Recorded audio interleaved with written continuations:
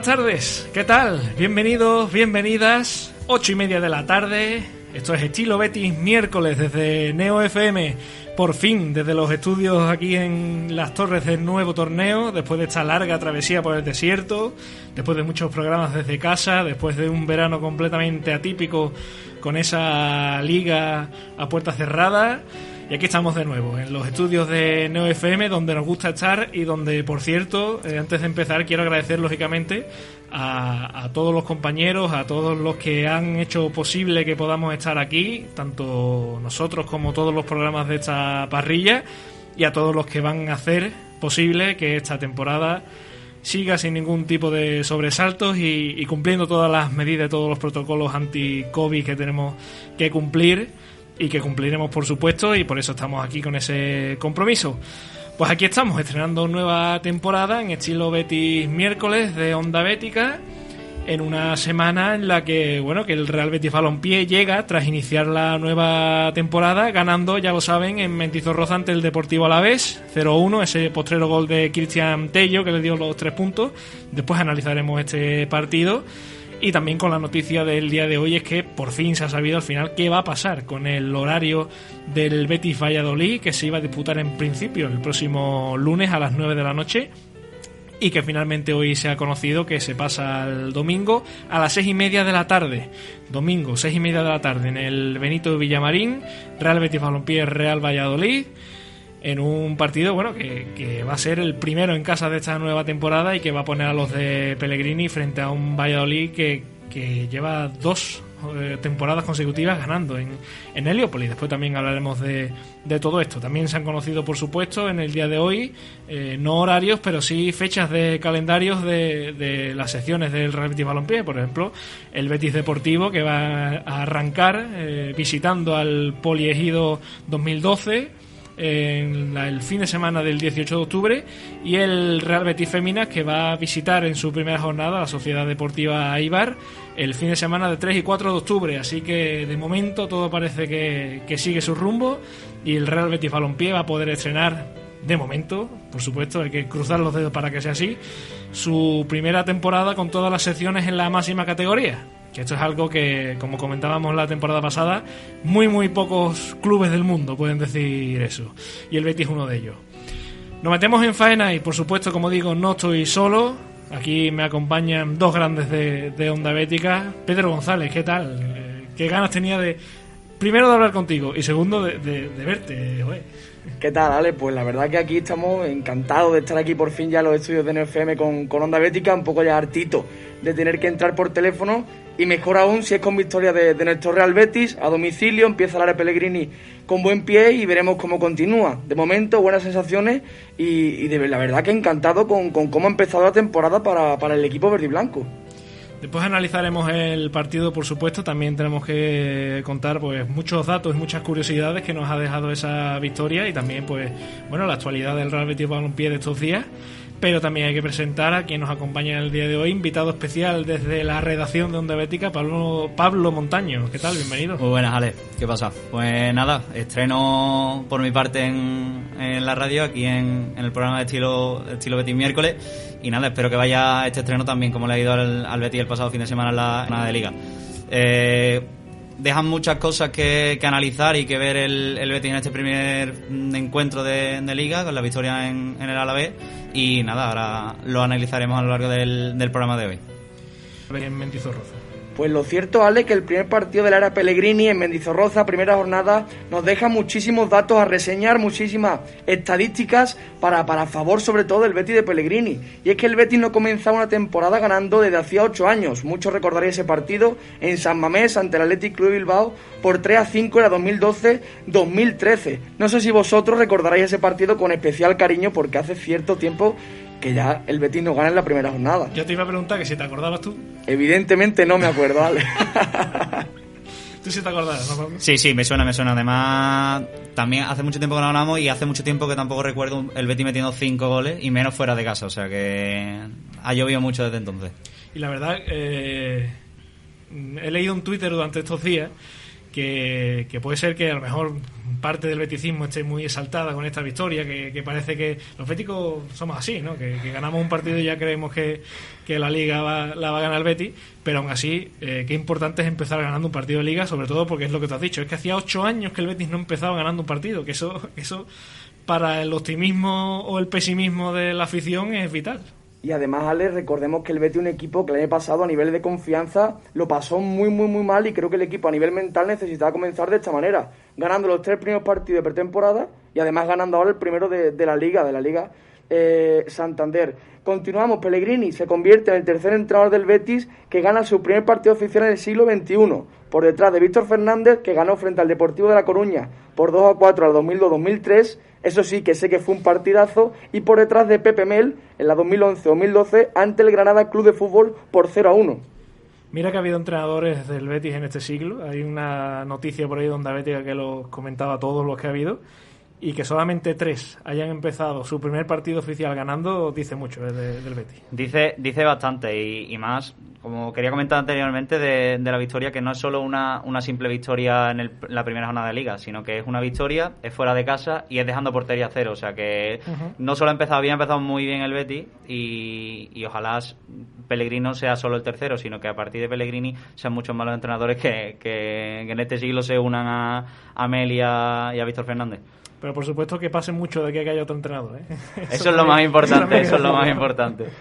Recordemos también que el Betis no ganaba fuera de casa desde noviembre en aquella visita al Real Club Deportivo Mallorca de Vicente Moreno, donde ganó por 1-2 con goles de Joaquín Sánchez de penalti y de Nabil Fekir con aquel trayazo desde fuera del área. En esta nueva temporada, y creo que eso dice mucho tanto de la etapa de Rubi como la que va a entrar de Pellegrini, ya ha ganado los mismos partidos a domicilio que la temporada anterior. Dice muchísimo, desde aquel mes de noviembre, que casi hace un año, que el Betis ganó su último y su único partido de Liga fuera de casa, lejos del Villamarín, y es lo que tú has dicho, que en la primera jornada de Liga sea un partido fuera de casa y que el Betis sea capaz de ganar, pues dice mucho de que algo está cambiando, ¿no? Sí. Las diferencias son abismales, y la verdad que si hablamos de lastres y de problemas que hubo la temporada pasada, pues el tema de fuera de casa y que el Betis jugara lejos del Villamarín, que aún en el Villamarín ya le costaba trabajo, pero ya fuera de casa es un hándicap demasiado grande. Mira, dos datos de Cristian Tello que sé que a Ale no le convence mucho, pero el gol de Tello frente al Deportivo Alavés ha sido el más tardío en un partido a domicilio del Real Betis para ganar. Fue en el minuto 94 el de Cristian Tello y supera la anterior marca, ya que el récord estaba en el minuto 93 en aquel gol de Sanabria de cabeza a centro de Antonio Barragán para ganarle al Real Madrid en el Santiago Bernabéu. Un gol de Tello que yo he de reconocer que cuando Lainez estaba sacando el córner, voy a contar una batallita. Yo estaba diciendo, ya ha hecho Lainez en 2 minutos más que Tello. La típica del gafe, claramente. En todo lo que lleva. Pues fue terminar la frase y marcar el gotello. Y dije, muy bien, así me gusta, callándome la boca, ¿no? Pero sí es verdad que ya incluso la temporada pasada, creo que había una estadística por ahí, no recuerdo mismo cuál exactamente, que el Betis era uno de los equipos que más goles había marcado en los minutos finales.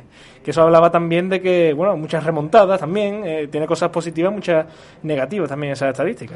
No, yo he de decir que no está solo en el club de no fan de Tello, porque hombre, yo tampoco soy fan del futbolista catalán del Betis, pero decir que en estos últimos partidos que está jugando el Betis pues nos está callando un poquito la boca, por así decirlo, porque los goles están dando puntos, bastantes puntos.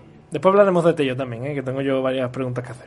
Otro dato del futbolista del Sabadell: Tello convierte sus goles en puntos, ya que de sus últimos 6 tantos, 5 han servido para conseguir puntos vitales. Recordemos, anotó en el Betis 2, Girona 2 de la campaña pasada, anotó también en el Rayo Vallecano 1, Betis 1, anotó en el gol de la victoria ante el Real Madrid en casa pre-confinamiento, y en el empate a 2, si recordáis aquel golpeo de fuera del área, una especie de centro chut, en el empate a 2 frente al Granada en el Benito Villamarín la temporada pasada con Rubi en el banquillo.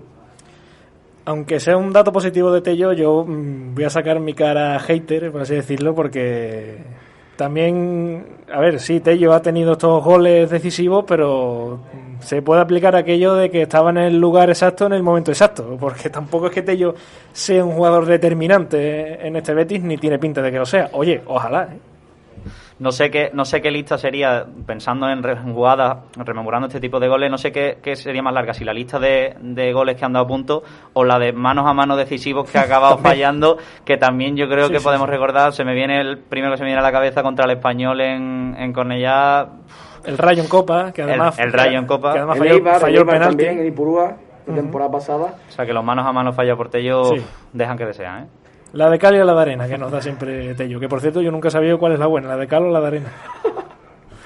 Pasamos con el portero chileno, con Claudio Bravo, que ha sido uno de los jugadores que más han sonado durante toda esta semana por su buena actuación en Mendizorroza. Y es que el chileno se convierte en el quinto en vestir la camiseta del Real Betis por detrás de futbolistas como Patricio, Yáñez a finales de los 80, Marc González, Lolo Reyes y Felipe Gutiérrez. A mí, que solamente puedo disfrutar, entre comillas, de Felipe Gutiérrez, ¿qué me podéis decir de los demás? Hombre, pues que con que Claudio Bravo sea capaz de no repetir el trayecto de sus compañeros chilenos ya me vale, porque vaya la lista. Hombre, yo a Patricio Yáñez no sé quién es, pero Marc González tenía una pintaza espectacular. Yo me llegué a comprar su camiseta, la tengo todavía en mi casa. Se lesionaba jugando al ajedrez y después por Lolo Reyes y Felipe Gutiérrez, pues todos los conocemos.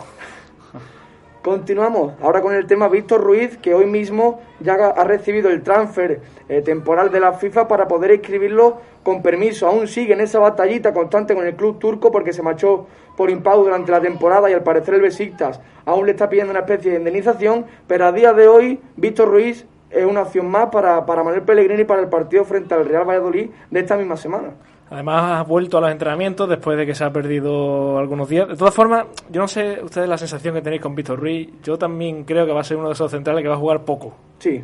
Yo creo que va a entrar en la lista de muchos centrales que han jugado poco en la historia del Betis. Como por ejemplo Ustariz, Héctor Rodas. No digo que sea del mismo nivel, pero que va a tener pocos minutos de todas formas Víctor Ruiz. También creo, sí. Yo lo que iba a decir es que creo que va a depender mucho del estado físico que tenga Sidney durante la temporada. En función de las lesiones que tenga Sidney, que como sabemos son varias y muchas de duración durante la temporada, en función de cómo esté Sidney, Víctor Ruiz va a entrar o no va a entrar en las convocatorias. Hay que decir a su favor que realmente venía para sustituir a Zou Fedal, que realmente era el cuarto central del Betis y tampoco tuvo muchos minutos la temporada pasada. Continuamos, Víctor Camarasa ya ha regresado a Sevilla para comenzar la rehabilitación a cargo del cuerpo médico del Betis. Lesión muy dura la de Víctor Camarasa y no sé yo hasta qué punto si en el doble pivote junto a Guido, si en la línea de 3 media puntas, pero igual podría haber sido un jugador, una pieza importante para Pellegrini. Yo pienso que a mi forma de verlo, más que como pieza importante con Pellegrini, que yo creo que le habría servido la temporada para reivindicarse, incluso buscarse un último destino con el que de verdad sacarle dinero al Betis, porque ha tenido cesiones, no le ha ido mal. Cuando estuvo en Inglaterra, en el Cardiff, pues incluso sonó para el Tottenham, y con buen cartel en pretemporada, jugando minutos, teniendo minutos, y al final, a lo mejor jugando las primeras jornadas de Liga y teniendo buen papel, incluso se le podría haber sacado un buen dinero que ahora el Betis lo necesita, pero no va a ser posible. Y sobre todo pensando en esta temporada que va a ser dura, que va a ser larga también, los 5 cambios que se pueden hacer, era una opción muy buena para Pellegrini tener a Camarasa en el banquillo, sobre todo. Y para finalizar ya esta serie de noticias de la actualidad verde y blanca, Rubén Castro, la leyenda del Real Betis Balompié, es el fichaje estrella del Cartagena en su regreso a la segunda división, a la Liga Smartbank. Pero para hablar de Cartagena y no meter la pata, porque aquí hay que tener mucho cuidado con quién nos escucha, tenemos que preguntarle a todo un experto cartagenense, Pascual García, ¿qué tal? Muy buenas, Alex, ¿qué tal? Hombre, es que tú sabes perfectamente que como aquí se meta la pata hablando de Cartagena, después me echan a mí la culpa. Hombre, salto la libre, salto yo. No pasa nada, yo te perdono, no te preocupes.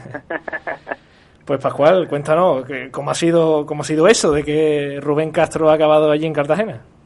Bueno, pues hubo un principio de acercamiento, ahora hace unas 3 semanas más o menos, cerca de un mes, y no se llegó al principio a un puerto porque tenía un sueldo muy elevado en Las Palmas, se hablaba de que cobraba 700.000 euros limpios allí. Entonces hubo un acercamiento, hubo una conversación porque supuestamente tenía varias ofertas más de segunda división y algunas del extranjero, pero hace cuestión de días su representante de Cartagena llegaron a un acuerdo en el que si el jugador podría cobrar la cantidad de 400.000 euros limpios por una temporada y depende de su rendimiento ver si podría continuar o no, pero de momento una temporada 400.000 euros limpios, el Cartagena aceptó, el club aceptó y enseguida se cerró la negociación, Rubén Castro dio el sí y fue jugador del Cartagena. Todo fue rápido en cuanto se llegó al acuerdo de los 400.000 euros, de esa cantidad de dinero que acordaron intermedia, que acordaron tanto representantes como Las Palmas y Cartagena. ¿Y de dónde ha sacado el Cartagena 400.000 euros para pagarle a Rubén Castro? Bueno, aunque parezca que no, aquí en Cartagena hay dinero. La verdad es que, te lo vengo a decir porque, digamos que en papeles no. Porque en papeles Paco Belmonte y Manuel Sánchez Brey son los dueños del equipo, pero el que aporta la gran cantidad de capital para que el Cartagena siga adelante, aparte de sus patrocinadores, es Felipe Moreno, dueño del Club Deportivo Leganés.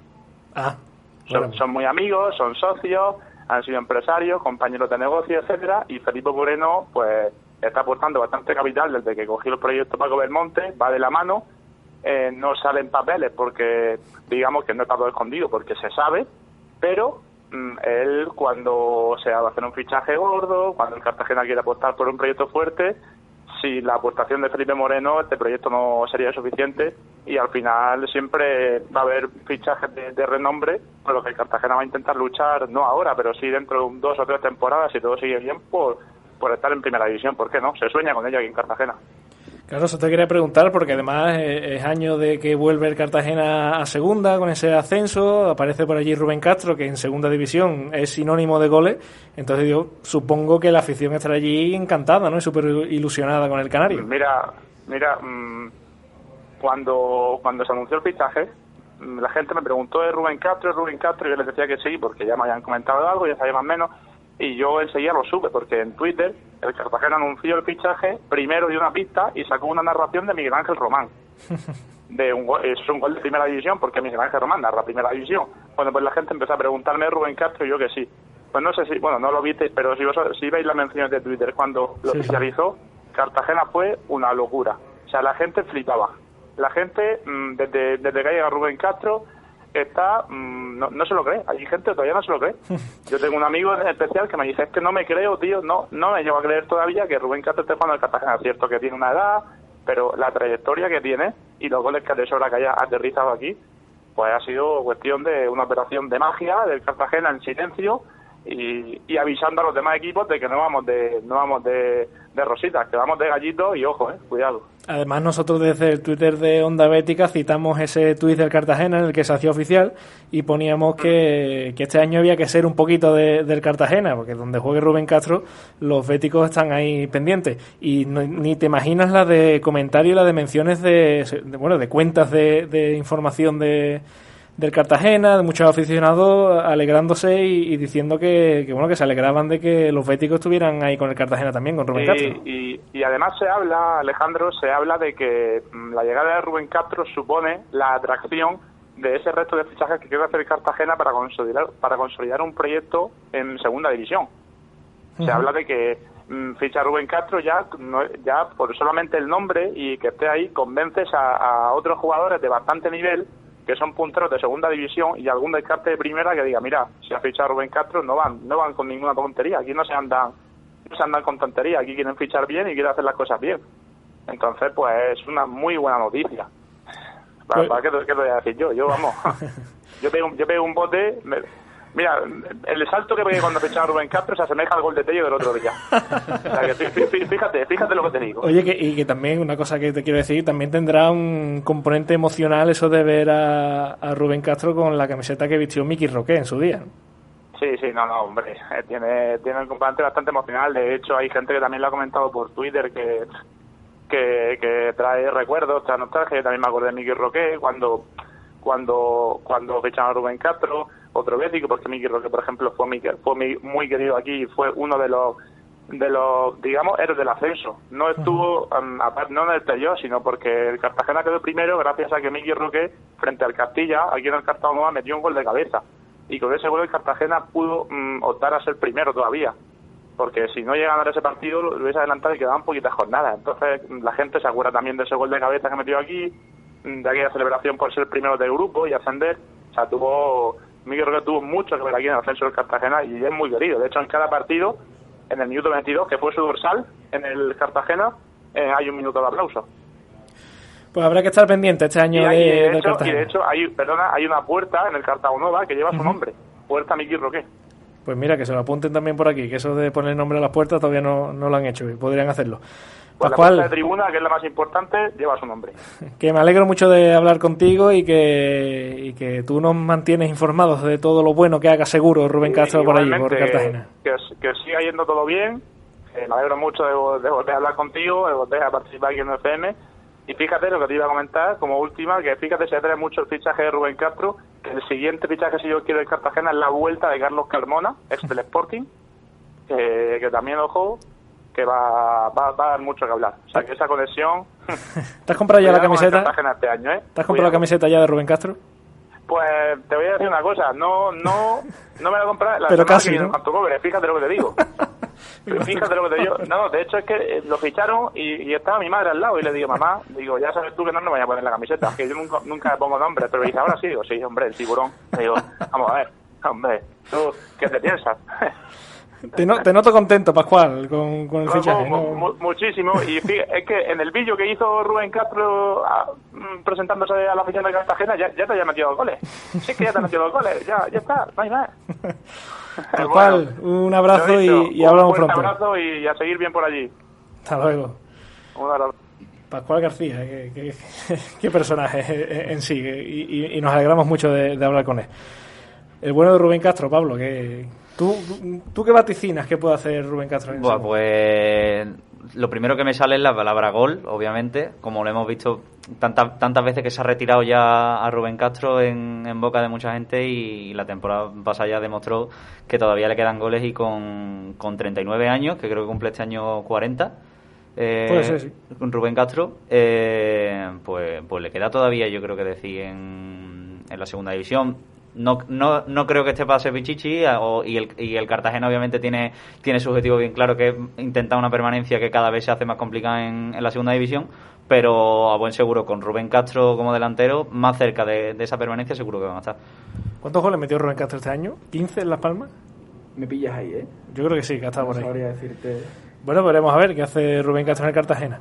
Bueno, dejamos a un lado, ¿no, Pedro, la actualidad del Real Betis Balompié, lo que nos ha dejado durante estos días, y nos ponemos a analizar lo que ha sido la primera victoria de la temporada, como hemos dicho antes, en Mendizorroza del Betis de Manuel Pellegrini. Pero para comentar también el análisis de este partido que nos va a hacer Pedro, tenemos al otro lado a un insigne compañero también de Onda Bética y de esta radio, Berni Martínez. ¿Qué tal? Pues muy buenas, compañeros. Una pena no poder estar allí hoy con vosotros. Anda que no tenía ganas de estar allí los micros con vosotros, ¿eh? Sí, aquí todo el mundo quería estar aquí, pero no estamos tres.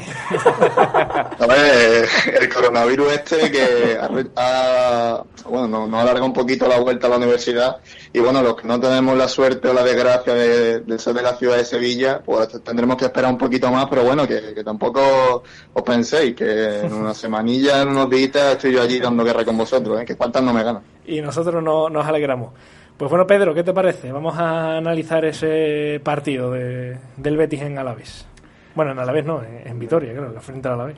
Antes de nada, Pellegrini 4-2-3-1, Claudio Bravo evidentemente en portería, Alex Moreno, Bartra, Aisa Mandi, Emerson, doble pivote, Guido Rodríguez más posicional, William Carvalho con más libertad, y la línea de tres mediapuntas muy móvil, permutando constantemente, Canales en izquierda, Joaquín por detrás del punta y Nabil Fekir en derecha, en punta de ataque, como se veía venir, porque Loren Morón pues prácticamente no ha debutado aún con Manuel Pellegrini.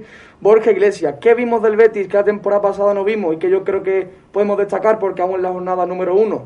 Lo primero, yo creo que el Betis intentó no arriesgar mucho en salida de balón. Fue un equipo que optó por descolgar la línea de tres mediapuntas y a Borja Iglesias para emparejarse con los cuatro defensas, porque uno de los carrileros saltaba sobre el lateral del Betis para jugar en largo, generar 1 contra 1, superioridades, y a raíz de ahí evitar perder el balón en zonas sensibles del campo, y creo que al Betis tampoco le salió del todo bien. Creo que le podría haber salido mejor igual intentar salir por abajo, desde atrás, pero es comprensible, primera jornada, no quiere asumir muchos riesgos y yo creo que al final es algo lógico. Otro de los apartados que vimos del Betis, que yo creo que también ha mejorado mucho, la presión en campo contrario. El Betis de Rubi le costaba una eternidad, le costaba muchísimo, era muy descoordinado, le faltaba intensidad, y creo que con Pellegrini en eso mismo ha mejorado. Joaquín, bastante mal durante el partido, creo que a esa línea de 3 media punta le faltaba un perfil más vertical, que diera un poquito más de oxígeno, que corriera al espacio, que buscara portería, y Joaquín ahí, a mí personalmente se me quedó bastante corto. Por esas dos cositas, sobre todo en el campo del Alavés, Mendizorroza, presión alta, salía balón en largo para no arriesgar, y al final, el último minuto, se encuentra con ese gol. Creo que un Betis de buenas sensaciones porque compitió mucho, y al final, sobre todo, buena noticia del debut de Pellegrini y Mendizorroza. Berni, empiezo contigo, ya que estás por teléfono. Yo creo que cuando todos vimos el 11, además creo que lo comenté con vosotros, que probablemente ese fuera el 11 de gala que tiene ahora mismo Pellegrini en su equipo, ¿no? Pues bueno, sí, la verdad que puede que esa delantera con Borja Iglesias no sea ahora mismo del gusto de todos, también acusándole un poco el nivel al Panda, pero por lo demás, quitando que el Loren pueda ser delantero titular del Betis de Pellegrini, 11 de gala. Como bien ha comentado Pedro, un centro del campo en el que Guido ha terminado de instalarse y parece que para mucho tiempo, viendo el nivel del argentino. Una defensa que pese a los retoques sigue siendo la misma de la pasada temporada, y esperando a Andrés Guardado en el centro del campo, y el nivel físico de Joaquín, que parece que el portuense no estuvo muy fino, pero seguro que va a ser fundamental a desatacar los partidos de esta temporada. Haciendo algún apunte más, me parece que Pellegrini sacó los que mejor estaban. Parece que también le da confianza a los del banquillo. Vimos, como tú bien has comentado antes, Ale, a Lainez, que salió 2 o 3 minutos y que pareció que ya hizo más que Tello. Y bueno, no sé qué os pareció a vosotros, y sobre todo me gustaría abrir un poco el debate, ahora seguramente lo comentaréis. Borja Iglesias o Loren, y sobre todo, ¿qué hacemos con Borja Iglesias? Qué buena pregunta. Yo, en primer lugar, en relación a lo que ha dicho Berni, que el cambio tan grande, por lo menos mi forma de verlo, le digo cambio porque cuando llegó Guido yo vi un futbolista completamente distinto a lo que se está viendo ahora, es tan importante, o sea, ha convertido en una pieza tan clave en el equipo de Pellegrini, que ya la duda no es si Guido va a jugar, sino quién va a jugar junto a Guido. Si William, si Andrés Guardado, si va a retrasar a Canales. O sea, Guido se da por hecho que tiene su puesto en el 11, que ese cierre y ese muro de contención que tiene Pellegrini atrás, se da por hecho que va a ser Guido. Y doy mi opinión ya en el debate de Berni. Y yo siempre he sido muy fan de Borja Iglesias, siempre mis amigos me lo han recriminado muchas veces, sobre todo esta temporada pasada cuando fichó por el Betis, que tanto que me animaba yo y estaba tan contento por el fichaje de Borja Iglesias, todavía sigue sin demostrar nada. Pero tú sabes que todo lo que hay antes de un pero es mentira, ¿no? Claro. Pero también he sido muy fan de Loren Morón. Y Loren Morón a día de hoy no por condiciones físicas, porque acaba de empezar prácticamente la pretemporada y todavía tiene que coger la forma. Puede ser que, y también por la cifra de goles que metió el año pasado, que se alejó bastante de Borja Iglesias, sobre todo por un principio de temporada que casi ninguno nos creíamos cuando lanzó tantos partidos seguidos marcando. Puede que Loren esté por delante de Borja Iglesias, no por cualidades, porque por cualidades sigo creyendo que Borja es mejor delantero, pero sí por sensaciones y por estado de forma de cara a la portería. Yo honestamente el año pasado tenía la defensa en Borja Iglesias, en que el equipo de Rubio era un equipo que atacaba muy mal, que le costaba mucho conectar con el delantero, que estaba Borja como en un islote y que a Loren ciertamente le pasaba lo mismo, pero después encontraba el gol. Pero este año, el partido que llevamos, yo creo que el Betis de Pellegrini sí ha intentado conectar con Borja Iglesias y ha sido el gallego el que no ha dado respuesta a su equipo. El otro día en Mendizorroza, muy cortito en duelos individuales, porque a nivel físico parece que es muy fuerte, pero luego a la mínima le ganan. En velocidad también muy cortito. Creo que está el Betis buscándole esos desmarques cortos, explosivos, donde normalmente destaca y no lo está encontrando. Y luego vimos muchos centros al área de Canales, otro de Emerson Royal desde la banda, que Borja Iglesias prácticamente ni apareció. Borja Iglesias no es un rematador, a pesar de que su físico lo parezca, pero yo creo que hay que pedirle un poquito más a raíz de dominar el área. Creo que tiene que imponerse un poquito más en esa zona, porque si no el Betis va a sufrir, sobre todo para poder tener ese punch. Y el otro día en Mendizorroza lo vimos, el Betis fue un equipo muy espeso en 3/4, que le costó tener verticalidad, buscar portería, generar ocasiones claras, y al final creo que Borja Iglesias, y lo que le está costando rematar, tiene gran parte de culpa de ello. ya que nos hemos metido en el debate de Borja Iglesias, que lo tenía que apuntar al final, ya seguimos. También hay que decir, entre lo malo de Borja Iglesias, es que es un delantero que se lo pone difícil a los defensores de Borja Iglesias, porque tiene cosas que desesperan. O sea, tiene esos ramalazos torpes de que pierde un control, él no llega a un balón que tiene cerca por no correr, porque no es explosivo. Entonces eso es de esos delanteros que desespera a la gente. Después, lógicamente, un magnífico delantero, porque si no, no tendría ese currículum de goles, aunque todavía en el Betis tienes que demostrar muchas cosas.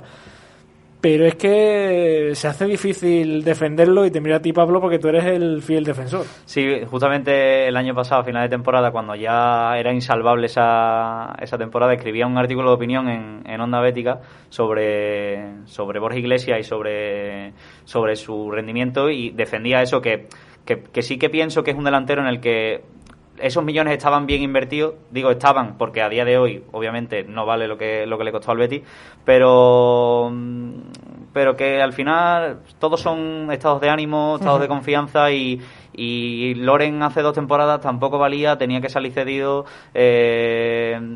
no era jugador para el Real Betis, y este año empezó como un tiro la temporada. Y en relación también a lo que comentabais de Borja, que son esas cosas que desesperan, que los duelos, pues, por ejemplo, una de las cosas que más llama la atención, y que cuando ves un tipo de delantero de esa forma, con corpulencia grande, dices, pues a lo mejor se te viene rápido a la mente Luke de Jong en el Sevilla, no porque sea el mejor delantero que hay en España, pero sí es un delantero en el que me mandas balones en largo y le mandas balones por arriba, y o te la controla, la baja, cabecea para segunda jugada, y a Borja le cuesta una barbaridad ganarle ya no solo a los centrales, sino también a los centrocampistas, ganarle balones por arriba y quedarse con la posesión de balón cuando juegan en largo. Es que de todas formas este debate es muy amplio, y aprovecho y le pregunto a Berni, porque el mundo de los delanteros centros puros está en plena extinción, porque ya que prácticamente a mí no se me viene a la cabeza un delantero centro de esos puros rematadores. Puede ser que sea Lewandowski el último, y ya le queda poco. Entonces, Berni, ¿tú qué piensas? ¿Es problema de Borja Iglesias porque a lo mejor no da el rendimiento que se le espera, o es que este fútbol moderno, por así decirlo, ya está dejando de lado a los delanteros centros para que se tengan que hacer más, pues bueno, pues labores de presión, de conectar con el centro del campo? ¿Tú qué piensas en este sentido? Pues mira, Alejandro, yo quiero empezar con un símil. Borja Iglesias en el Betis, en la temporada pasada, tuvo exactamente el mismo entrenador que tuvo en el Español, y marcó un chorro de goles. Hablamos de fútbol moderno, que si no le viene bien a Borja, bueno, le viene el mismo fútbol que estaba desplegando el mismo entrenador en el Español unos meses antes. Entonces, yo creo que a Borja Iglesias le está pesando muchísimo el precio, aunque es totalmente un jugador profesional, sabe lo que ha costado, y pues bueno, tiene que se va a llevar ese peso, llevar bien la crítica, que está siendo un poco fuerte por parte del beticismo, aunque yo totalmente lo entiendo. Y qué decir, a día de hoy, si me dicen que Borja Iglesias ha costado 12 millones de euros en vez de 28, te me diría que ha sido un disparate, porque hasta el momento Borja Iglesias es muy flojito, parece que no se juega para él, como ha comentado Pedro, que la temporada pasada no tenía balones, pero es que ha empezado esta temporada exactamente igual que terminó la anterior. Y comentando lo que ha dicho Pablo, me ha gustado mucho, me he acordado que se lo comenté a Pedro cuando estábamos viendo el partido, fue de la cantidad de balones que en el Deportivo Alavés bajaba y peleaba Joselu con la defensa bética. Yo no sé cuántos balones consiguió por arriba peinar, bajar al suelo, pelear con los centrales, y luego miramos la punta bética con Borja Iglesias a la cabeza y no llega a los balones, no salta, no los disputa. Entonces creo que, bueno, está ese punto de mala suerte, de no encontrar tu mejor momento, que te pueda pesar la cantidad de dinero tan grande que ha soltado un club como el Betis, y que confiaba en ti para ser delantero de referencia de muchas temporadas, pero llega un momento de hacer autocrítica. Borja Iglesias ha tenido muchísimas oportunidades, le ha quitado el puesto a Loren en muchas ocasiones cuando Loren estaba en racha, buscando de que conectara, y ese momento no ha llegado. Entonces, pues bueno, los goles no pueden llegar, pero creo que el trabajo, aunque no se le puede achacar que sea, por decirlo de alguna manera, un paso en el campo, pero por lo menos que haga un trabajo a los Joselu. Tal vez no sea su fuerte, pero si no metes goles, al menos que sude un poquito más la camiseta, ¿no? Un pequeño apunte a lo que decía Berni. un total de 0 duelos aéreos ganados de 2 para Borja Iglesias y 1 de 3 a ras de suelo. O sea, los números hablan por sí solos. Un 0 de 2 tampoco está bien, ¿no? Bueno, discrepo. Pues pasamos al siguiente punto de este análisis del partido, porque yo aquí me he apuntado a la chuletita, Pedro, una frase que es menos posesión que en pretemporada, porque veníamos viendo al Betis en los 3 partidos de pretemporada que digamos que esas posesiones abismales habían vuelto, ¿no? Y algunos lo celebrábamos porque pensamos y seguiremos pensando que esta plantilla pues está hecha para eso, ¿no? Para tener la pelota, para ser protagonista con el balón y para no andar corriendo detrás del rival, sobre todo si el rival es de una calidad inferior, ¿no? Pero claro, llegó el partido del Alavés y vemos que en los primeros minutos es el Alavés el que tiene la pelota, que el Betis está ahí, bueno, presionando tímidamente también, y que le costó un poquito entrar en el ritmo o por lo menos empezar a mostrar la versión que había mostrado en pretemporada. ¿Esto a qué es debido? Yo creo, Ale, principalmente los 3 rivales pretemporada no eran equipos muy propositivos.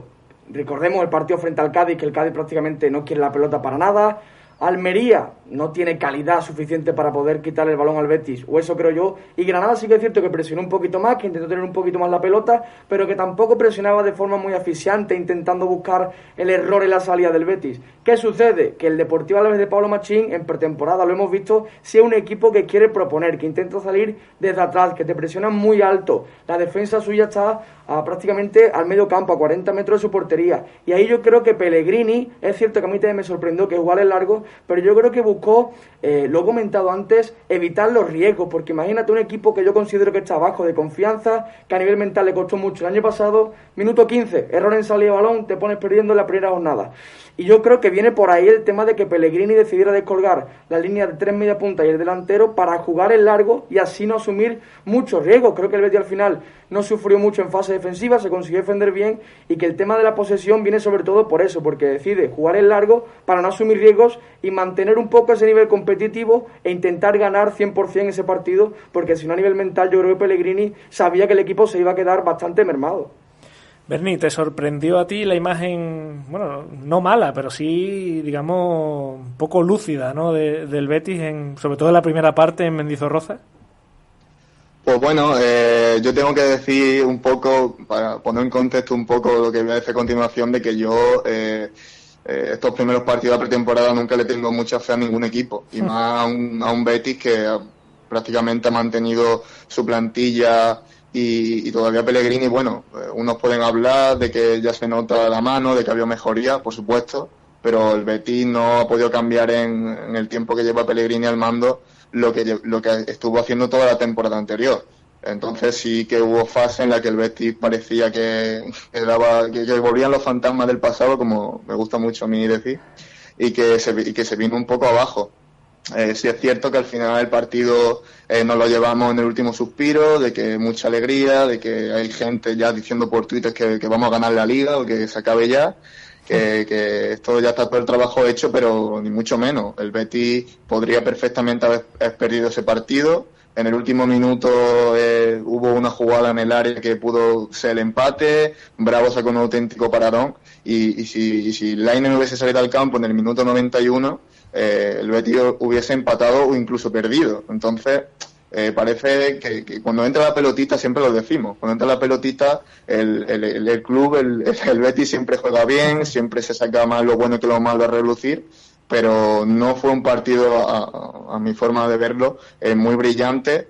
Y sí podemos decir que Pellegrini ganó el partido desde el banquillo, y que es más esos cambios y ese intentar darle la vuelta al encuentro lo que hizo finalmente que nos llevásemos los 3 puntos. Pero el Betis hizo un partido que en fase estuvo bastante bien, muy intenso a la hora de presionar, con una defensa un poquito más dura que la temporada pasada, y hubo fases del juego bastante lúcidas, pero en nivel general de los 94 minutos del encuentro, como tú comentas, Alejandro, el Betis no desplegó un juego muy brillante, y bueno, esperamos que mejore, porque fue un rival que ante la vez bastante correoso, pero viene un calendario bastante complicado y el Betis tiene que mejorar. Pues mira, me alegro que digas eso, porque recuerdo que después del partido puse yo un tuit diciendo que el Betis no había hecho un partido para nada bueno y que había tenido muchos momentos pues con muchas imprecisiones, y que para nada era brillante.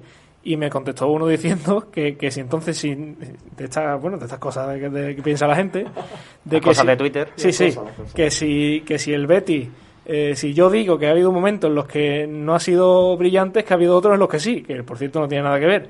Y entonces me contestaba este señor, no sé quién era, ahora mismo no recuerdo, que no le podemos, que entonces, ¿qué le vamos a pedir al Betis? Que sea brillante durante los 90 minutos. Y le puse yo, hombre, no estaría mal, ¿no? Que menos, ¿no? O sea, ¿dónde está la exigencia entonces? No es cierto que el Betis tampoco hizo un partido brillante. No. Es decir, creo que ha mejorado cosas respecto a la etapa de Rubí, pero el equipo de Rubí tenía muchísimas carencias a nivel táctico, y el trabajo que tiene que hacer Pellegrini es muy, muy, muy grande y muy serio. Y además tampoco puede resolverlo con otro fichaje, porque el nivel económico del Betis lo estamos viendo que está muy cortito. Creo que el Betis compitió bien, que no hizo un partido brillante para nada, pero al final da dos largueros, al final yo creo que tiene ocasiones, que tampoco recibe muchas más allá de aquel paradón, que es a balón parado, pero es un paradón de Claudio Bravo, y creo que el Betis al final compite. Pudo empatar, al final yo creo que hizo ocasiones para ganar y se lo acabó llevando. Es muy pronto, un equipo que aún le queda mucho margen de mejora, cositas por pulir, pero de momento las sensaciones para ser la primera jornada, y sobre todo en comparación de lo que veníamos, creo que hay que ser más o menos positivos. Claro, es que en esa comparación con la temporada pasada es donde yo creo que encontramos lo de la parte de brillantez o el nivel del Betis. Es muy fácil, o no muy fácil, pero era bastante más sencillo encontrar una mejor versión del Betis de la temporada pasada, porque con un mínimo que se mejorara en defensa, que fuera más sólido defendiendo atrás, que la circulación de balón fuera algo menos espesa, por así decirlo, y que estuviera acertado de cara a puerta, ya con ese poquito de más iba a ser mejor que el de la temporada pasada. Entonces, ni hemos sido brillantes, ni tampoco el Betis hizo el peor partido y se acabó llevando los 3 puntos por un gol de Tello que se sacó de nadie sabe dónde. Es encontrar la diferencia en no hacer constantemente la comparación con la temporada pasada, porque si no todo va a ser brillante y excelente y va a parecer el partido del Camp Nou que ganamos que siempre se nos viene a la cabeza, sino que con una leve mejora ya en la primera jornada, pues de aquí lo único que queda es seguir subiendo y seguir mejorando. Otro apunte que tengo aquí en la chuleta, Pedro, es que al final el ataque del Betis yo creo que se basó en carrileros y canales versus la defensa del Alavés. ¿Qué pasó para que, por ejemplo, Borja Iglesias ya lo hemos comentado, pero ya si quieres lo hilo con Nabil Fekir? ¿Dónde estaba Fekir en Mendizorroza? Yo creo, lo primero es que el partido de Joaquín fue horrendo. También, el partido de Joaquín fue muy corto, y al final eso también resta al nivel de producción ofensiva. Nabil Fekir, ¿qué pasó con Nabil Fekir? Yo creo que todo viene por la propuesta de Pellegrini. Al final Betis intenta jugar en largo, y ahí Nabil Fekir no puede destacar tanto, le cuesta un poquito más, pero aún así me han comentado también que Fekir ha hecho un mal partido, y yo realmente es que no estoy de acuerdo, porque yo creo que Rubén Duarte estuvo en marcaje individual todo el partido, y cada vez que recibió se giraba, conducía, se daba la vuelta. Yo creo que agitaba un poquito la defensa del Alavés. Aún así, estoy contigo, no fue un partido para nada brillante de Fekir. Creo que estuvo normalito, tirando a bien, yo creo que cumplió. Y lo que ¿por qué Canales y los carrileros? Alex Moreno, no puedo comprártelo como que fue el frente a la defensa del Alavés, pero no, sí, Emerson y Canales. Pero tuvo momentos Alex Moreno desbordando. Pocos, pero escasos, pero luego en defensa. Pero más que Fekir. Bueno.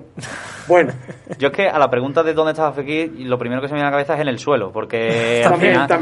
Al final lo que le pasa al internacional francés, que la única forma de pararlo es a base de patadas, falta, pocas se llevan amarilla, bueno, y pocas también acaban en falta, o sea, muchas ni siquiera las pitan, y muchas veces se hace muy complicado que entre en juego, que coja esa forma y Fekir entre en el partido, porque si de cada conducción que hace, que esas constantes diagonales, de que recibe el balón en banda y cruza el campo en diagonales, pues acaba recibiendo una patada que lo tiene a lo mejor 2 minutos fuera, que si por recuperándose y demás, pues al final se hace complicado que entre en juego.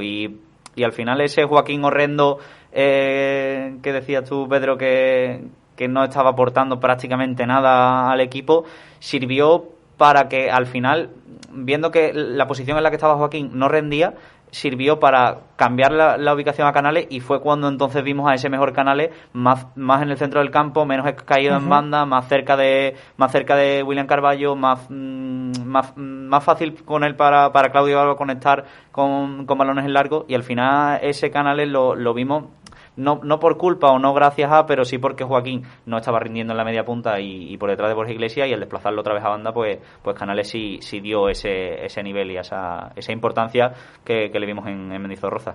Otra de las razones de por qué fue Carleros y Canales frente al Deportivo Alavés, sinceramente, cuando el Betis está mal, cuando todos los jugadores están rindiendo poco, cuando el equipo está mal, aparece el mismo de siempre, Sergio Canales. A mí me parece una barbaridad de jugador, porque recibe la base de la jugada, conduce muchísimos metros de campo, resiste todo el partido, también creo que es aplicado en defensa, es correcto ahí, tiene llegada, tiene último pase. A mí me parece una barbaridad de futbolista, y el timón de este Real Betis, más allá de un Nabil Fekir, que el otro día estuvo muy por debajo de Sergio Canales. El año pasado, con el Betis jugando bastante mal, con Sergio Canales muy poquito potenciado, creo que fue el mejor del equipo durante prácticamente los 38 partidos de Liga, con muchísima diferencia. Yo creo que Canales es una cosa espectacular la que tiene el Betis, y no sé muy bien si nos estamos dando cuenta o no de lo que tenemos, porque yo creo que es una cosa muy seria, sinceramente. Una especie de líder en la sombra, se le podría llamar, porque hace 2 años eran los Celso, pero Canales para mí fue espectacular. El año pasado fue Fekir, pero volvió hasta otra vez Canales, y este año pinta que... Y mira que hemos visto buenas versiones de Canales, porque a mí desde que llegó me ha dejado fascinado con su paso por el Betis, pero yo creo que estamos ante la que podría ser la mejor temporada de Canales con el Betis, porque se le ve que tiene ganas de asumir galones, por eso digo líder en la sombra, incluso capitán en la sombra, porque aun con Joaquín portándole el brazalete, se le ve a Canales carisma y alma de capitán y de líder del equipo. No sé si recordáis aquella imagen de Canales la temporada pasada, ya al final, no recuerdo en qué partido era ahora mismo, el Betis creo que iba perdiendo, o perdió, cualquier cosa de esta. Sustituyen a Canales y lo enfocan en la grada sentado, y está así medio llorando con la toalla puesta. ¿Villarreal puede ser? No, creo que era de los últimos. Más tarde. ¿Alavés puede ser? Puede que sea con el Alavés incluso. Sí. Granada, no sé, no me acuerdo. Uno de esos partidos. Yo creo que ese día Canales pensó, aquí hay que cambiar algo, y a lo mejor yo tengo que dar un poquito más de mí para que esto vaya para adelante. Y yo sinceramente, aquí un debate muy polémico, el tema de la capitanía, el tema de Joaquín, Canales, pero a mí sinceramente me da más sensación de liderazgo Canales que Joaquín a nivel de juego y en el campo. Luego ya en el vestuario no lo sabemos, pero a mí sinceramente Canales me parece un líder nato. Me parece que el año pasado él mismo sabía que aquel Betis no daba más de sí, que el Betis tal y como jugaba no podía optar a Europa ni al top 10, ya lo vimos a final de temporada, y este año en vez de quitarse en medio, en vez de irse a otro equipo, porque lo podría haber hecho sin lugar a dudas, decide quedarse, decide ser el timón de Manuel Pellegrini, uno de los jugadores más importantes, y veremos a ver, porque yo creo que ahí el chileno va a tener mucho que ver en el tema de potenciar tanto a Fekir como a Canales. Recordemos la temporada pasada, Sergio Canales prácticamente entre centrales para salir de atrás, y este año lo que le hemos visto muy alejado de ello para poder recibir más cerca de portería, que ahí evidentemente es mucho más peligroso. Y hablando de capitanes, yo te digo otro nombre: Claudio Bravo. Espectacular. ¿Habéis visto el vídeo de Movistar? Impresionante. Sí, por eso lo digo. Es que no hay mejor titular que el que dicen los compañeros. El Betis no solamente ha fichado un portero de 37 años, ha fichado un líder. Un líder, evidentemente, pero ya se sabía. Evidentemente un portero... Sí, pero ya se sabía, pero había mucha gente que eso no lo sabe. Ahí está, para demostrarlo. Primera jornada. Creo que tampoco podemos sobrevalorarlo. Al final hace un partido espectacular. Después al fin y al cabo es portero, tiene que parar. Claro, evidentemente. Pero la parada que hace, yo no quiero darle más palos a Joel de lo que le di la temporada pasada, pero eso el año pasado, bueno... Veremos a ver 1-0 y puede que derrota primera jornada de Liga. Aún así, Claudio Bravo, espectacular, con los pies, a nivel de liderazgo, no sé cuántos pases acertó. 8 de 8. 8 media corta distancia fueron 8 y más de un 40% de acierto en el pase largo. Es una pasada, para jugar el largo, además que el Betis lo necesitaba. El Betis lo traía en Mendizorroza con otro portero, no puede hacer un planteamiento así, porque es que Claudio te la pone al pie desde 40, 50, 60 metros y tuvo muchísima importancia, y es un argumento más, lo he comentado muchas veces, para la salida de Manuel Pellegrini. Berni, Claudio Bravo. Pues en la línea de mis compañeros, al fin y al cabo sorprendió para bien, y sabiendo el nivel de la portería que tuvimos la temporada pasada, que esos pases de 30-40 metros al pie no te los firma Joel Robles ni Dani Martín, hasta ahí llegamos. en otro tono. A mí me parece que bueno, Claudio Bravo llegó con bastante sorpresa a la liga, los medios se han volcado con él, también porque vende mucho en su país, y me parece un grandísimo portero. Yo, cuando se empezó a hablar de que podría llegar al Betis, a mí no me pareció una mala incorporación en absoluto. O sea, los porteros sabemos que suelen alargar su carrera bastante, que la veteranía se premia mucho debajo de los palos, y ahí está, desde el primer partido, ordenando la defensa, colocándola, metiendo veneno, diciéndole a Bartra y a Mandy dónde tenían que estar, siendo muy intenso, y luego con los pies una auténtica delicia. Luego sí es verdad que el Alavés no tuvo muchísimas ocasiones y que se le exigió, podemos decir, entre comillas, la única vez en ese auténtico paradón, creo que fue un córner del Alavés. Y pues bueno, aunque tampoco hay que caer en pensar, al menos desde mi punto de vista, de que después de un partido de liga, digamos, de que Bravo es una auténtica bestia, que antes no teníamos portero, ahora tenemos un porterazo. Hay que dejar unos cuantos partidos y ver cuál es su nivel a lo largo de la temporada, porque al final acabará fallando, llegarán los fantasmas, empezarán muchos tuiteros a decir que esto ya lo sabían ellos, que el abuelete se sabía qué nivel iba a dar y que vaya fichaje. Yo confío en él, finalmente me parece un portero que mejora mucho lo que había, y bueno, ahí está el vídeo del día después de Movistar, viendo lo que ha fichado, y haciendo una punta a lo que comentó Pedro. Si Canales es un capitán en el verde, Bravo también lo va a ser seguro durante lo que resta de temporada. Y además, yo no sé a vosotros, pero a mí me sorprendió que fuera titular. No por nada, sino porque a lo mejor viene con ese cartel de los 37 años, de que el Betis pues a lo mejor no puede,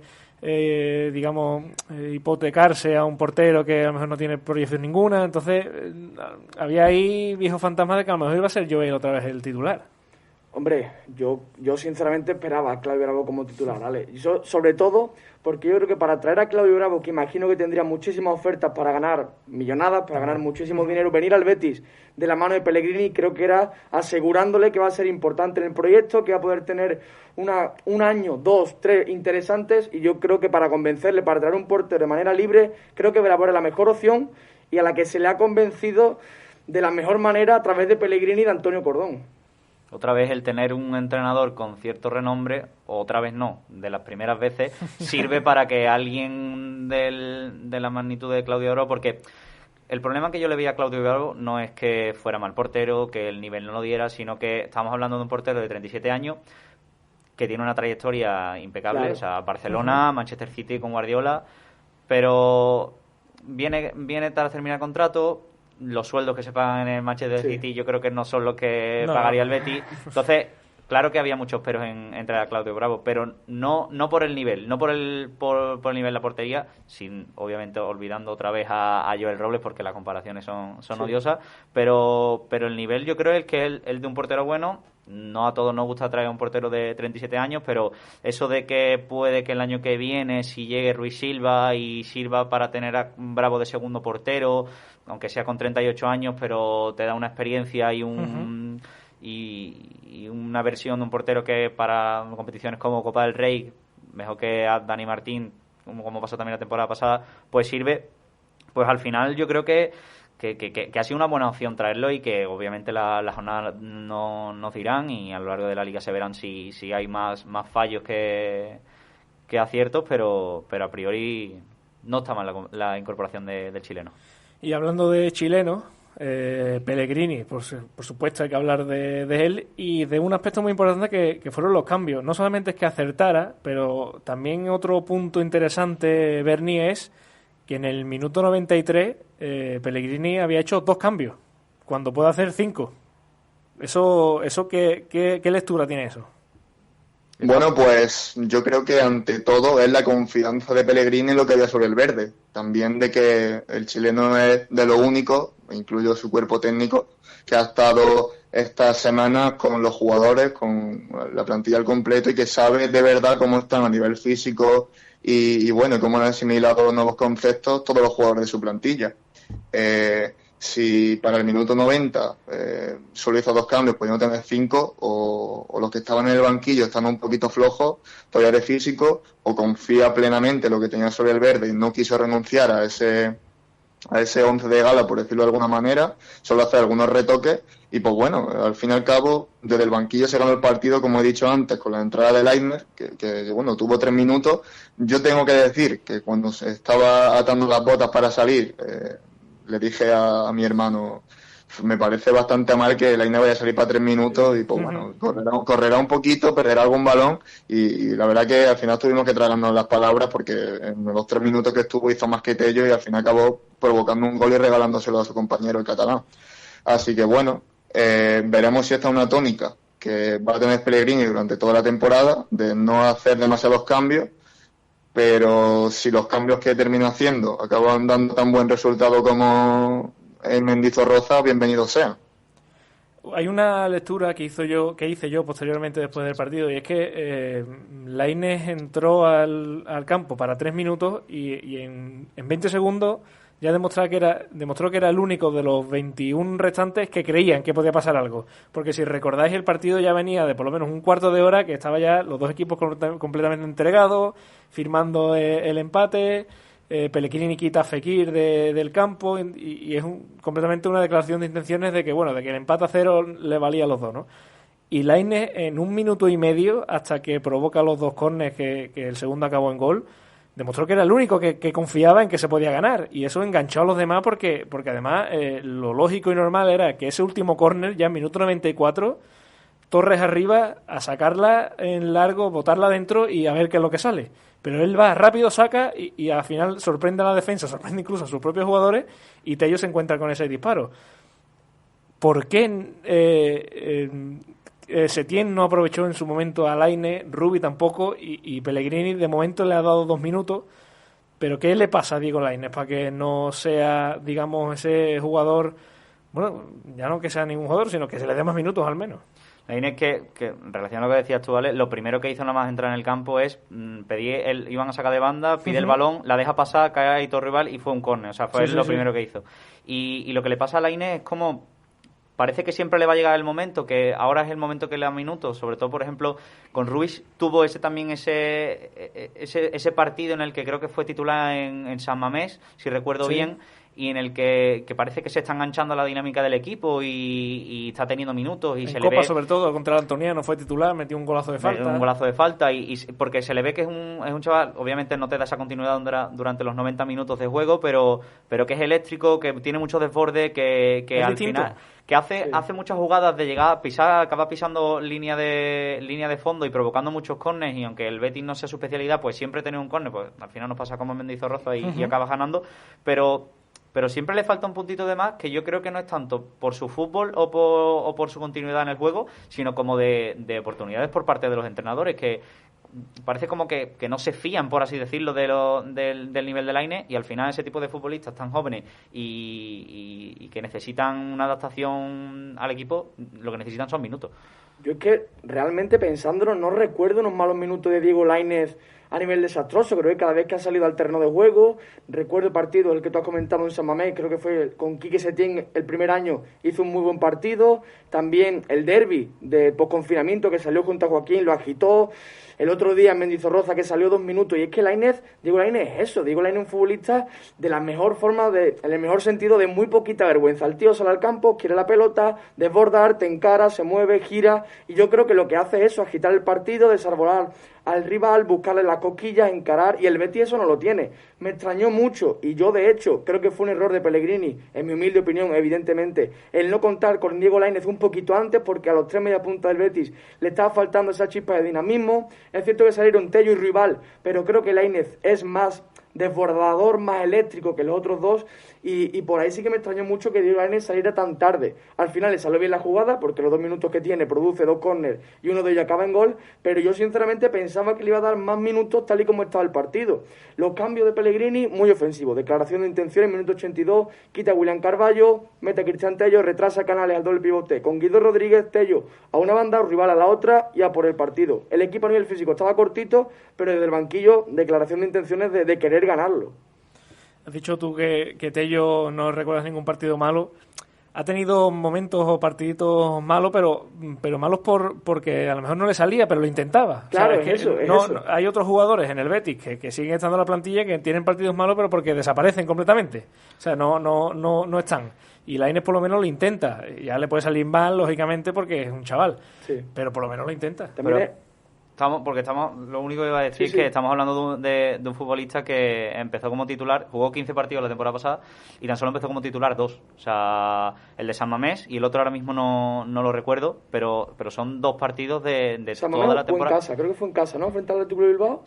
El Bilbao en la vuelta, el que falla el penalti Canales y acabamos perdiendo 1-0. Pues creo que fue el de la ida también el que empezó como titular, porque recuerdo que Fekir ese partido no estaba. Sí, pues entonces parece que solo le vale jugar como titular contra el Athletic Club. Sí, yo no lo entiendo. El Setién también lo sacó, creo que debutó, de hecho, también debutó contra algo de eso, sí. Sí. Y al final estamos hablando de que aporta en esos minutos que sale, pero claro, mientras menores sean los minutos de los que dispone, menos posibilidades tiene de demostrar. Pero es que tampoco ha tenido una serie de partidos que haya sido titular. Estas veces que se dice, no, es que no ha tenido oportunidades, que Lainez no ha tenido una oportunidad de varios partidos jugando. Incluso ha pasado muchas veces que ha jugado un partido, lo ha hecho muy bien, en el siguiente o no ha jugado, que también le ha pasado mucho, o ha jugado un poquito peor y ha vuelto a desaparecer. Y ya no volvemos a ver sobre el campo. Entonces, yo creo que habría que darle un poquito de oportunidades a Lainez, sobre todo porque lo que hemos comentado es que es un jugador completamente distinto a lo que tiene el Betis en la plantilla. Es un jugador que intenta, que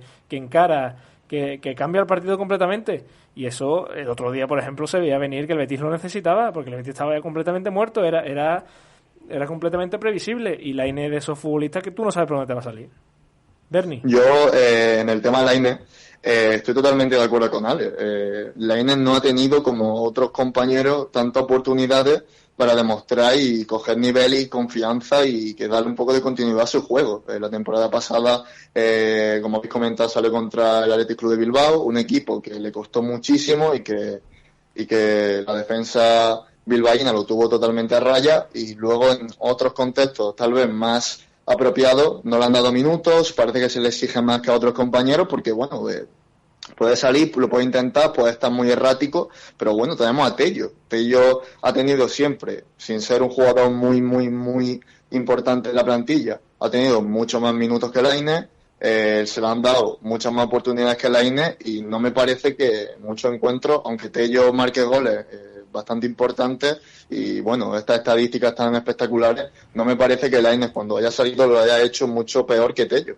Lainez es un jugador que siempre lo intenta, que sí es cierto que en muchas fases está muy errático, que pierde balones, entre comillas, fáciles en la banda, que le cuesta por su físico, pero Lainez tiene que dar un paso adelante, pero bueno, ya no solo depende de él, sino que los entrenadores, que ya esté el tercero que lo coge, tiene que darle la oportunidad de, bueno, chaval, sal ahí, gánatelo, y yo soy tu garantía. Yo tengo ya 2 minutos, yo te voy a sacar, y estoy totalmente de acuerdo con lo que ha dicho antes Pedro. El Lainez para mí tendría que haber salido antes, al fin y al cabo pues salió y acabó en las portadas, por decirlo de alguna manera, algo que es propicio para él. Seguro que en los próximos partidos va a tener muchos minutos, por menos eso pienso, pero hay que darle continuidad y ver qué pasa. Lo que no podemos pedirle es que a un chaval tan joven como él, sacándolo cada 5 partidos o 10 minutos, se convierta en un Ronaldinho. Es algo totalmente que se le pide a veces mucho más de lo que los minutos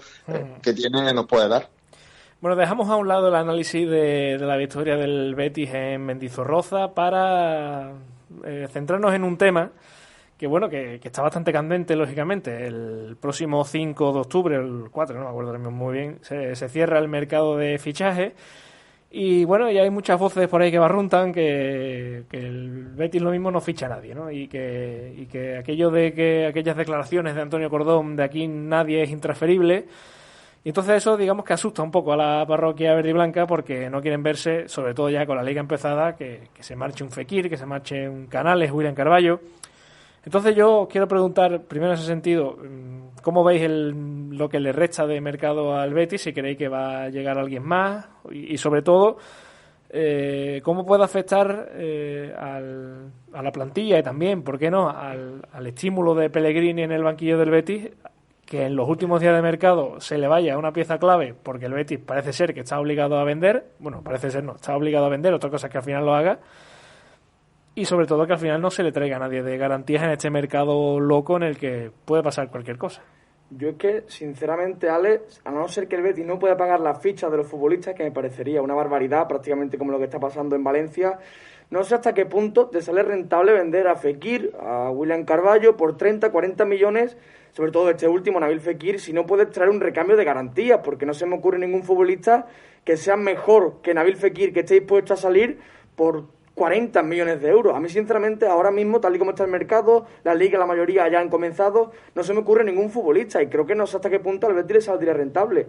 La única operación que yo creo que sería, que podría agitar un poquito el Betis, sería más realista, sería la que se ha comentado durante mucho tiempo desde este mercado, que saliera Issa Mandi o Marc Bartra, incluso para que traer otro central, pero yo creo que si rinden bien durante estos partidos de la temporada, Pellegrini se va a ahorrar ese movimiento y se va a quedar con lo que tiene. Lo que sí que es insostenible, lo hemos comentado antes, el tema del lateral izquierdo. Quedarse con Alex Moreno, eso no puede ser, porque es que ya el propio Alex no le veo yo el nivel a la talla del primer equipo del Betis. Si sucediera con Emerson, que nos quedamos con Emerson todo el año, Emerson yo creo que aún sin recambio te da nivel. Alex Moreno necesita un recambio, pero además para ser titular, ya no solo un suplente, sino alguien que mejore el nivel en el lateral izquierdo, porque yo creo que a día de hoy se está quedando bastante cortita esa zona del campo. Ya se vio al final de la temporada pasada, cuando tuvo ese buen tramo de temporada, de inicio de temporada, no sé si fueron 10, casi 15 jornadas, a lo mejor un poquito menos, de Alex Moreno cuando debutó con el Betis, sí, que parecía pues un cañón. Al final se le ha puesto un poco cara de Durmisi, se le puede decir. Bueno, espérate que hay mucha gente que quiere que vuelva a Durmisi, ¿eh? A lo mejor si se va Alex Moreno nos pasaría lo mismo y lo querrían de vuelta en función del lateral que traigamos. Pero al final, después de ese tramo tan bueno que tuvo de bastantes partidos, porque ofensivamente no es mal lateral y genera y corre la banda, el problema es que defensivamente deja demasiadas lagunas y lo que da en ataque no lo compensa con lo que da en defensa, o no es tan bueno lo que ofrece en ataque como lo que después te resta defensivamente. Y lo que iba a decir es que la temporada pasada se vio como Alfonso Pedraza al final le pasó por el lado, y un Alfonso Pedraza que venía de muchos meses, muchas semanas de lesión, que parecía que ya estaba deseando que terminara la temporada para que volviera al Villarreal. Pues a mí me acabó gustando muchísimo más el tramo final de Alfonso Pedraza, que para mí era un titular indiscutible y acabó siendo muchos partidos, a lo mejor no el mejor del equipo, pero sí uno de los futbolistas más destacados por lo que aportaba en ataque, porque aunque defensivamente tampoco es un lateral al uso a Alfonso Pedraza, ya que en sus principios era extremo o interior, pero sí que mejoraba ostensiblemente las actuaciones de Alex Moreno. Y cuando se habló de la vuelta de Alfonso Pedraza, antes de que se lesionara Alberto Moreno y el Villarreal recurriera a quedarse con Pedraza, no lo veía mal, no por un suplente o por alguien que le compita el puesto a Alex Moreno, sino, como decía Pedro, alguien que llegue para ser titular y que Alex Moreno sea un recambio de que haya que proyectarse mucho en ataque y que el Betis tenga que lanzarse a base de centros laterales y meter a Alex Moreno en una segunda parte. Por lo menos que le compita, que es lo que se decía el año pasado de Joel Robles. Yo además creo también que hay que romper una lanza a favor de Alex, porque es que Alex no ha sido lateral nunca, siempre ha sido extremo, en el Rayo era carrilero. Te traen a Rubi, claro, le traen a un lateral que realmente es extremo, no sé muy bien con qué fin, y no sé si es culpa de Alex Moreno, que nunca ha sido lateral, ni de formación en lateral, porque yo recuerdo que era extremo, o no sé, pero yo realmente creo que no puede ser culpa de Alex Moreno si es que la han traído para una posición que no es la suya. Pero también la adaptación que ha tenido del carril de carrilero a lateral, que porque a Emerson le pasaba lo mismo. O sea, Emerson cuando llegó al Betis era más carrilero que lateral, y esa adaptación sí ha conseguido interiorizarla, por así decirlo, y así ha sido capaz de, aunque vuelva también muchas veces a la espalda de Emerson pues sufra, pero sí, eso sí ha conseguido mejorarlo y sí ha conseguido adaptarse más fácilmente o mejor que Alex Moreno a convertirse en lateral en una línea de 4, y Alex Moreno sigue sin demostrar que sirve para eso. Berni, te hago una pregunta para seguir con los temas. ¿Es Europa una obligación, ya no solamente por el apartado deportivo, sino sobre todo por lo económico? Bueno, pues para empezar, el objetivo del club el año pasado era Europa. Este año tenemos prácticamente la misma temporada, si no acaba la misma plantilla, perdón. si no acaba saliendo nadie, que yo personalmente dudo de que, aunque el Betis necesite vender, malvenda jugadores como Fekir o Carballo con ofertas finales de mercado de equipos de la Premier o de donde sea. Yo creo que se está metiendo un poquito de miedo desde la prensa, creo que se están sacando un poco de contexto las declaraciones de Cordón, en las que dijo que, bueno, que si llegaban ofertas irrechazables no se podía decir no, pero bueno, tienen que llegar a esa oferta irrechazable. La situación económica es igual para todos los clubes. Bueno, unos parece que están un poquito más fastidiados que otros, y tenemos al Valencia, tenemos al propio Betis, pero bueno. Y volviendo a tu pregunta, el tema Europa, si el año pasado era una obligación, porque este año no iba a serlo. Se ha traído un director técnico, un entrenador de caché, se ha traído un director deportivo, que bueno, esta temporada, al fin y al cabo, está haciendo lo que puede, unos pequeños retoques, porque digo yo que si se hacen pequeños retoques y no se hace una pequeña revolución dentro de las posibilidades económicas del Betis este verano, será porque se confía en esta plantilla para conseguir el objetivo que sigue siendo Europa. A mí no me gustaría que en próximas semanas, si la cosa va mal, desde el club empiecen a hablar de que, bueno, de que Europa hay que ir paso a paso, que ya se verá, ¿no? El objetivo es el que es. Y yo creo que los jugadores, después del partido contra el Alavés, se les vio con ganas, motivados, y como comentó Tintero en su Twitter, nuestro compañero Álvaro, los jugadores creo que si no se sienten en deuda con la afición, deberían. Entonces creo que tanto por los jugadores, por el club, y después de temporadas, creo que Europa es todavía más una obligación este año que el curso anterior. Yo creo que es ese miedo a que el batacazo de este año pueda parecerse al del año pasado el que se esté intentando convertir la palabra Europa en un tema tabú, en rehuirlo y en... Bueno, eso ya lo veremos cuando empiece la temporada, o por lo menos lo que se decía en pretemporada. Sí. Ya veremos qué pasa cuando el equipo encaje las piezas y empiece a funcionar. O sea, no es algo que incluso desde dentro del propio club no quieren decirlo tan claro, porque el año pasado pues se dijo a viva voz, Europa es el objetivo, vamos a por los puestos europeos, y como fue la torta que se pegó el Betis fue tan grande, yo creo que hay ese miedo a repetirlo. Y es normal, claro. Es normal realmente ese miedo, porque al final el fracaso del año pasado fue estrepitoso, porque el equipo es que ni se acercó, ni compitió. Es cierto que en enero, febrero, pero nada, son 38 partidos, el resumen de la temporada es horrendo, y tampoco me extraña que este año haya miedo desde el club para decir que el objetivo es Europa.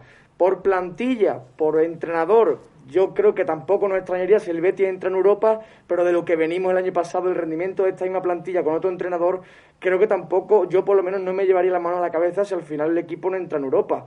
Claro, pero... ¿Debe ser el objetivo? Sí, ahí estoy muy claro. No, pero sí, dime. Pero qué mal... O sea, viendo la situación económica del club, que ya sabemos que es bastante mala, no solamente del Betis, sino de prácticamente todos los clubes del mundo, salvo el Chelsea y alguno más, tú no puedes mantener una plantilla, ya no solamente deportivamente, por objetivos y demás, una plantilla que está hecha para entrar en Europa, por lo menos para pelearlo, sobre todo económicamente. Porque claro, ¿cómo te puede lastrar en una temporada, sobre todo esta, en la que prácticamente no vas a tener ingresos por taquilla, no lo vas a tener seguramente, y si el año que viene no entras en Europa y no tienes ese piquito que se ha llevado, por ejemplo, Granada, que mira que lo ha aprovechado muy bien, Villarreal también, Villarreal en fichaje y demás, por supuesto el Sevilla, ¿cómo de mal le viene al Betis no tener esos ingresos, sobre todo para mantener una plantilla que está hecha para esos puestos? Eso es evidente. Yo recuerdo que lo comenté en Twitter, que yo creo que esta es la última oportunidad para el Betis de entrar en Europa. Creo que este año, si este año no entra en Europa, el año que viene va a ser muy, muy, muy complicado ya mantener salario, ficha de futbolistas y muchos nombres. Que recordemos los nombres que tiene la plantilla del Betis: Guardado, Canales, William Carballo, Fekir, Borja Iglesias, que a pesar de su rendimiento, Bartra también, son futbolistas de muchos salarios, muchas fichas, pero que después en el campo no han dado rendimiento. Y creo que si este año el Betis no consigue entrar en Europa o dar un rendimiento enorme y quedarse a las puertas, pero ganar aún así un buen dinero, creo que lo va a tener muy, muy, muy complicado para seguir teniendo un equipo que pueda estar en Europa, como yo creo que tiene ahora mismo, a nivel de nombres, claro. Bueno, pues dejamos a un lado ya porque nos estamos prácticamente quedando sin tiempo y vamos a hablar lógicamente del próximo partido de Liga, muy rápido. Próximo domingo, ya volvemos a recordar lo que se ha oficializado hoy, el cambio de hora y de fecha. Domingo a las 6:30 de la tarde en el Benito Villamarín, el Real Betis Balompié, que va a recibir a un Real Valladolid que llega después de empatar contra la Real Sociedad en la jornada 1. Pellegrini, que va a recuperar a Juanmi después de cumplir esos 2 partidos de sanción y que sigue sin poder tener a Guardado, una de las bajas confirmadas. También está la duda de Sanabria, que yo creo que va... Sí, no cada va a vez tener está más minutos. fuera que dentro. Sí. Y un Betis que en lo malo suma 2 temporadas consecutivas sin ganar en casa al Valladolid. Recordamos que la pasada temporada perdió en esa primera jornada de Liga 1-2 y en la anterior perdió 0-1. Y además el Betis que suma en el cómputo global 4 partidos consecutivos, 4 partidos en los que solamente ha ganado una vez al Valladolid. Fue aquel 0-2 en Pucela de hace 2 temporadas. Un Valladolid que va a llegar entre sus bajas sin Kiko Olivas y que tiene algunas caras nuevas interesantes. Por ejemplo, el fichaje de Orellana, el Bruno González, que se le recuerda por aquí por el Villamarín. Y su máximo fichaje de este verano ha sido el delantero Sean Weisman, que es israelí y llega por 4 millones desde el Wolfsberger austríaco. O sea que caras nuevas las que tiene este Valladolid sobre todo, y también algunas pérdidas importantes, por ejemplo la de Salisu, que se ha ido, Pedro Porro, Unal. Un Valladolid que Berni y rápido asusta en el Villamarín, pero no por calidad de la plantilla, sino porque cada vez que ha venido aquí se ha llevado otro punto. Pues mira, Alejandro, os voy a contar una cosa aquí en confianza. Yo, como sabéis, no soy de Sevilla y yo, pues bueno, no puedo decir que he ido pocas veces al Villamarín porque he ido muchas, pero no he ido como otros béticos, ni mucho menos. Y bueno, de los últimos partidos que yo he ido al Villamarín fue en aquel partido contra el Valladolid, que de aquel gol de Antoñito, no sé si os acordáis de ese 0-1. Y pues bueno, hay clubes en la liga, por ejemplo, el Valladolid, también tenemos el Athletic Club, pero bueno, hablando del Valladolid, a mí me dan miedo, así os lo digo. Son clubes que parece que siempre están peleando por abajo, que se antojan como partidos más asequibles, que cualquier bético echa la quiniela a favor de los suyos, pero yo soy muy pesimista de cara a este tipo de partidos, sobre todo como con el Real Valladolid, que hablando en plata siempre nos vacuna en estas últimas temporadas. Entonces, ¿qué opino? Ya que Pellegrini ha roto el maleficio de estar 8 años sin ganar el primer partido de Liga, esperemos que sea capaz de romper el maleficio ante el Real Valladolid, que es un club que el Betis, si quiere entrar en puesto europeo, debe ser capaz de ganarle, digo yo, ¿no?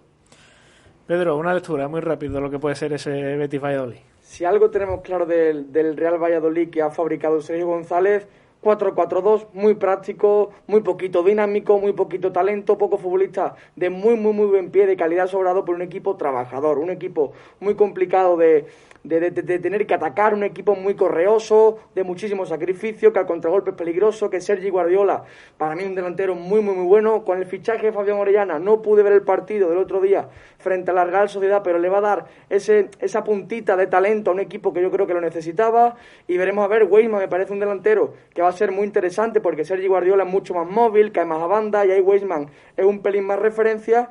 Y yo, sinceramente, creo que es un equipo muy complicado y que al Betis ya se le ha atragantado el resto de temporadas por eso mismo, porque es un equipo que trabaja, que se sacrifica mucho y que luego cuando llega es complicado que te perdone. ¿En qué minuto va a ser el gol a la contra de Orellana? Es de Sergi Guardiola, minuto 62.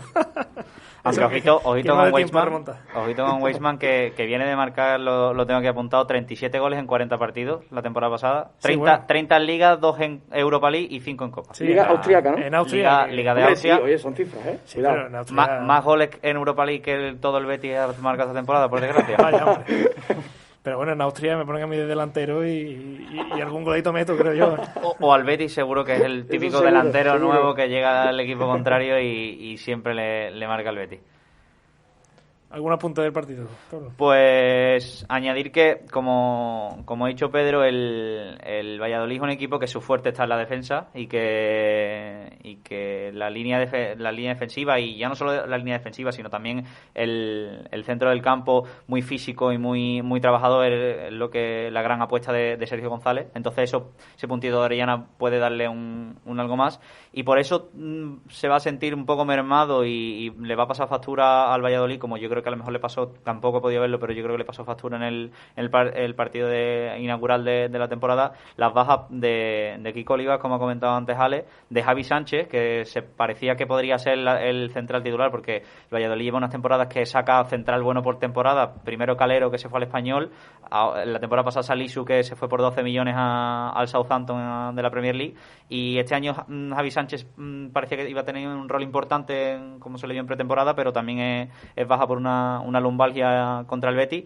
y le falta otro de esos potentes futbolistas en el centro del campo para darle empaque al juego de Valladolid, que es Rubén Alcaraz, que se lesionó en pretemporada justo antes de empezar la liga y va a estar 4 semanas de baja y tampoco estará contra el Betis. Bueno, pues cerramos yo creo que ha estado interesante análisis de lo que ha sido la actualidad del Real Betis Balompié. Hemos vuelto con ganas después de todas las vacaciones de verano, había ganas de ponerse delante de un micrófono. Berni, te despido a ti el primero. Muchas gracias por participar y te espero por aquí pronto. Pues el placer ha sido mío, aunque haya sido por llamada telefónica. Espero estar allí pronto con vosotros, compañeros. Y nada, muchísimas gracias a nuestros oyentes, que seguro que alguno habrá estado con nosotros en contacto durante la cuarentena en los estilos Betis desde casa, pero bueno, hemos vuelto a casa y a por una temporada, como nos gusta a nosotros, completa y con fundamento. Tú lo has dicho, este estilo Betis, aunque sea no, también es desde casa, porque Neo FM es nuestra casa. Pedro, lo mismo te digo, muchas gracias y nos vemos por aquí pronto. Bueno, la semana que viene, de momento. Esperemos que la semana que viene pueda volver, y un placer estar aquí. Esperemos ver si el domingo el Betis nos da la segunda alegría de la temporada. Y Pablo Montaño, compañero de Onda Bética, lo mismo te digo. Por aquí te espero pronto. Un placer pasar por primera vez por aquí, espero que sean más y esperemos que la próxima semana haya programa también con otra victoria del Betis en casa contra el Valladolid. Pues ojalá. Y lo dicho, las gracias a todos los oyentes por estar ahí al otro lado, y lo dicho, que este programa estará pronto subido por ahí por los podcasts. Lo dicho, nos escuchamos el próximo miércoles. Hasta entonces.